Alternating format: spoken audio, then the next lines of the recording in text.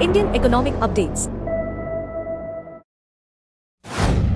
India's push to privatize its railways aims to boost efficiency but faces key socio-economic challenges. With a 98.43% operating ratio and heavy cross-subsidization, revenue constraints limit modernization. Past attempts, like the Tejas Express and private train bids, saw limited success due to low investor interest and structural inefficiencies, including outdated accounting and high non-core costs. While privatization promises better services and infrastructure upgrades, concerns remain over fare hikes, job losses, and reduced rural access. Experts suggest fare rationalization, outsourcing non-core functions, and establishing an independent regulator. Instead of full privatization, corporatization, separating infrastructure from operations, could mimic China's success. Public-private partnerships, PPPs, for stations and premium trains, example Vande Bharat, offer a middle path. The government, under Minister Ashwini Vaishnav, stresses modernization through 2.5 lakh rupees crore investments, not full privatization. Ultimately, structural reforms, selective private participation, and socio-economic safeguards are essential to transform Indian railways into a modern, inclusive, and sustainable transport system. India has achieved a major milestone in defense technology with the successful demonstration of a 30-kilowatt laser weapon system developed by DRDO. Tested at the National Open Air Range in Kurnool, the high-powered directed energy weapon can neutralize drones, missiles, fixed-wing aircraft, and electronic systems. The system, developed under the codename Sahastra Shakti, marks over a decade of research and is now ready for production, with full deployment expected within 2 years.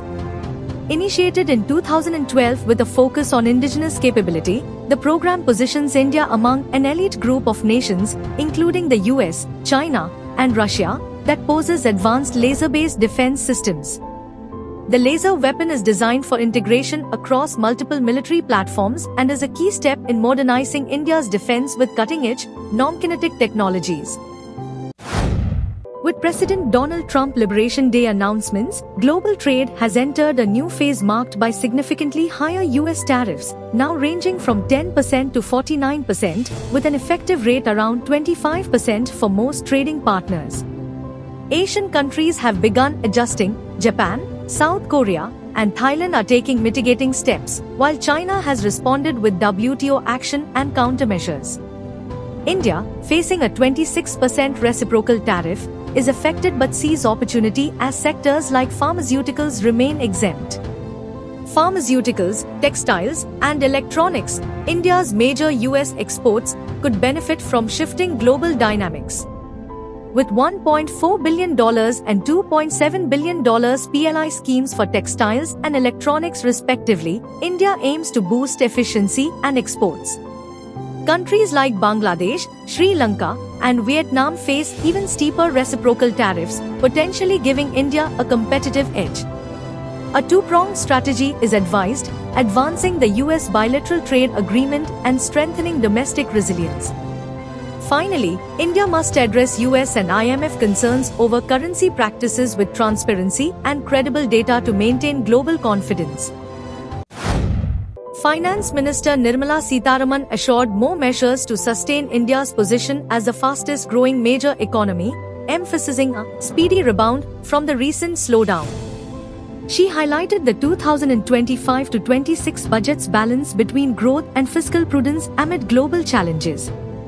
India's average annual growth was 8% over 3 years, with 2025-26 projections at 6.3 to 6.8%. Sitharaman urged states to manage debt under the centre's new framework, aiming to reduce the debt-to-GDP ratio to 50% by 2031. The fiscal deficit for 2025-26 is set at 4.4%, with 4.3% allocated for capital expenditure. She stressed that borrowings are funding infrastructure, not revenue costs. Additionally, she urged states to utilize unspent funds from central schemes like Swachh Bharat, Samagra Shiksha, and healthcare programs.